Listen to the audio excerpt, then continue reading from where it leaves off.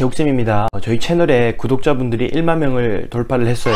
감사 인사도 드릴 겸 또 제가 작은 이벤트로 Q&A 세션을 갖기로 했죠. 그래서 그런 것들에 관한 영상을 찍어 보려고 합니다. 그래도 제가 명색의 부산 사람 아닙니까? 그래서 여러분들한테 해운대 바다도 보여드리려고 학원이 아닌 다른 곳으로 나왔습니다.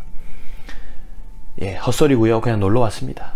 다행히 많은 분들이 또 이렇게 댓글을 남겨주셔서 분류를 해봤는데요. 저라는 사람에 대한 질문을 해주신 것들이 있고, 또 당연히 제가 토익 관련 컨텐츠를 다루고 있기 때문에 토익 고민 관련한 질문들이 굉장히 많이 있었습니다. 이런 것들에 대해서 답변을 하는 시간을 가져볼게요. 이전부터 제 영상을 보신 분들은 아시겠지만 그래도 제 영상을 시청을 하고 있다면 토익을 공부하는 상황에서 뭔가 작은 도움이라도 받으려고 제 영상을 보고 있다고 생각을 했어요. 그래서 저에 대한 이야기는 사실 웬만하면 빼고 그런 컨텐츠들 위주로 찍었었는데요. 그래도 이런 질문들이 있어서 이런 것들에 대해서 일단 답변을 해볼게요. 제가 왜 토익 강사가 됐냐라는 질문이 굉장히 많았는데요. 사실 뭐 처음부터 토익 강사가 돼야겠다고 생각을 한 거는 당연히 아니겠죠. 그렇다고 뭐 나는 영어를 잘하니까 영어 강사가 돼야겠다 이런 것도 아니고요. 저도 지금 영상을 보시는 여러분들처럼 그냥 막연하게 열심히 공부해서 대기업 취직해야지 이런 주의였어요. 저는 실제로 외국계 대기업인 존슨앤존슨 코리아, 지금 여러분들 뭐 얀센 백신으로 알고 있죠. 얀센에서 3년 6개월 정도 근무를 했고요. 이제 그렇게 회사 생활을 하다가 이제 결국에는 이게 사람의 성향이 중요한 것 같아요. 저는 이제 뭔가 제한선을 두지 않고 계속해서 뛰어가는 스타일인 것 같은데, 이게 제가 몸담았던 조직이 그렇다라는 것이 아니라 결국에 어느 정도 한계가 정해져 있는 느낌이었다. 그 한계가 없이 제가 뭔가 제 모든 에너지를 쏟고 싶은 일을 하고 싶었어요. 저의 전공이 영어 교육이고, 그리고 뭐 식상하지만 학창시절부터 토익은 만점이었기 때문에 이쪽 부분에 저의 강점이 있다고 생각을 해서 회사를 나와서 직접 제가 학원을 운영을 하면서 토익 강의를 하고 있습니다. 엄청난 계획을 만들어서 하나하나 플랜을 다 짜고 회사를 나오는 것이 아니라 어떻게 보면은 무모했던 거죠. 처음부터 하나하나 다 세팅을 해서 지금까지 올라온 것 같습니다. 이제 이런 것과 이어지는 질문도 몇 개 답변을 해드리면요. 제가 이제 부산이라는 지역에서 강의를 하다 보니까 감사하게도 다른 지역에서 제 강의에 대한 니즈가 있고요. 콕 집어서는 서울에서 강의를 하지 않냐라는 질문이 있었는데요. 실제로 여러분들이 아시는 대형업체 3곳에서 오퍼를 받았고요. 한 업체에는 제가 스튜디오까지 가서 강의에 관한 것들을 논의를 했었어요. 제가 사실 이런 이야기는 오늘 영상을 찍으면서는 빼고 싶었는데, 제가 강의를 하고 있는 부산 지역에서는 소위 토익 강사 연봉 전국으로 봐도 사실 몇 손가락 안에 뽑히는 그런 상황이다 보니까 페이적인 면에서 제가 이제 어떤 업체 밑에서 강의를 하기는 쉽지 않은 상황입니다. 이 이야기까지 또 답변을 드려볼게요. 온라인 강의에 대한 질문이 사실 많은데요. 다른 대형 업체들만큼 좀 더 체계적인 그런 온라인 강의 플랫폼이 지금 운영되고 있지는 않지만, 제가 현장에서 하고 있는 그런 강의들을 그대로 온라인으로 출시해서 여러분들이 보실 수 있게 만들어냈습니다. 전체적인 맥락은 제가 쉴 때는 뭘 하는지, 스트레스 어떻게 푸는지, 뭐 다른 거 뭐 하는 게 있는지 물어보는데, 제가 실제로 오늘 영상을 찍으려고 준비하면서 생각을 해봤어요. 과연 나는 취미가 뭐고 스트레스를 날리기 위해서 무엇을 하고 있는지 생각을 해봤는데, 이게 되게 사실 좀 씁쓸합니다. 뭔가 하나 제가 취미라고 말할 만한 것이 딱히 없는 거예요. 돌아보면 그랬던 것 같아요. 예전에는 나는 취미가 없다라는 말을 하는 것도 괜찮았어요. 왜냐면 내가 취미가 없다라고 말하는 것이 나는 내 일을 열심히 하고 있다라는 것에 대한 다른 표현이라고 생각을 하기도 했거든요. 근데 제가 나이가 많지는 않지만 이제 그래도 이런 사회생활을 하는 과정에서 뭔가 손에 꼽을 만한 취미가 없다라는 것 자체가 내가 뭔가 삶을 너무 앞만 보고 가고 있는 거 아닌가, 그런 생각을 많이 합니다. 굳이 한두 개를 꼽아보라면 저는 이제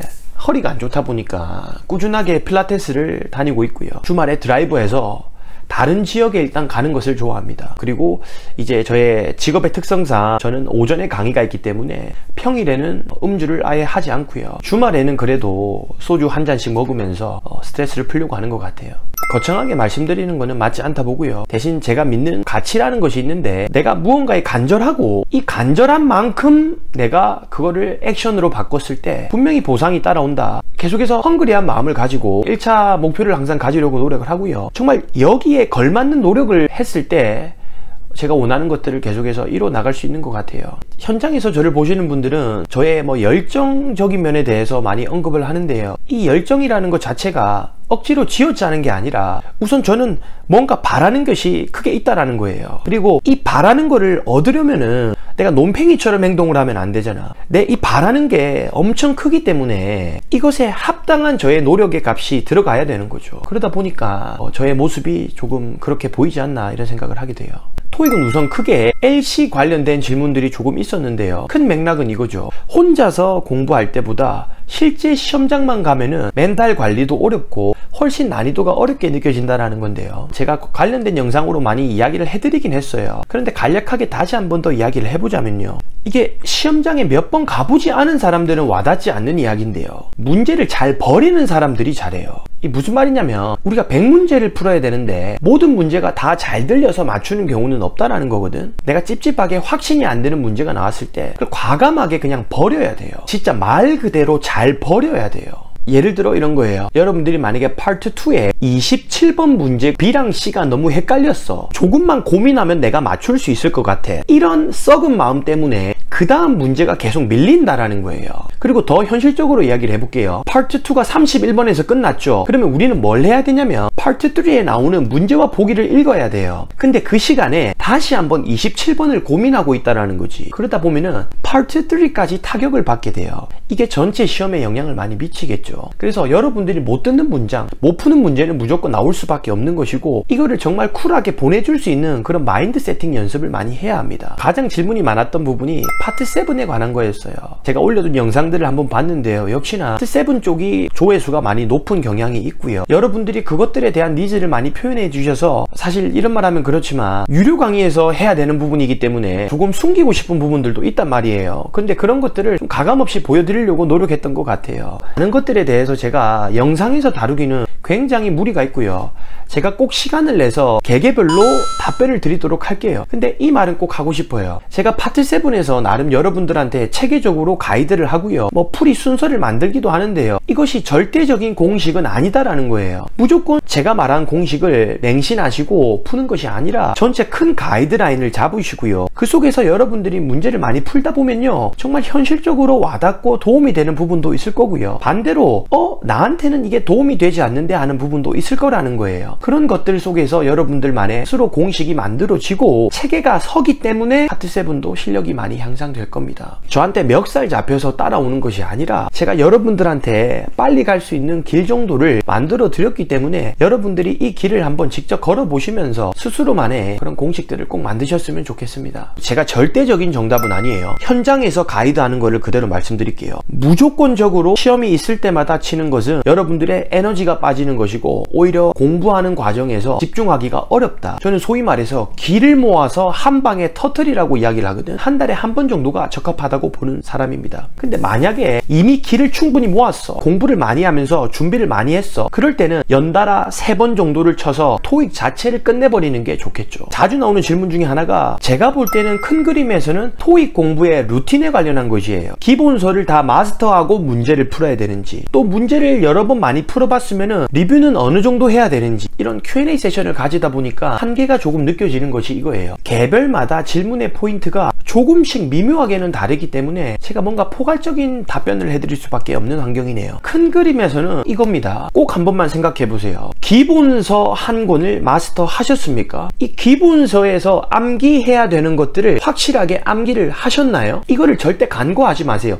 이 과정을 거치지 않고 바로 문제집 사서 문제 푸는 거는요, 그냥 지름길로 가고 싶은 욕심인 거예요.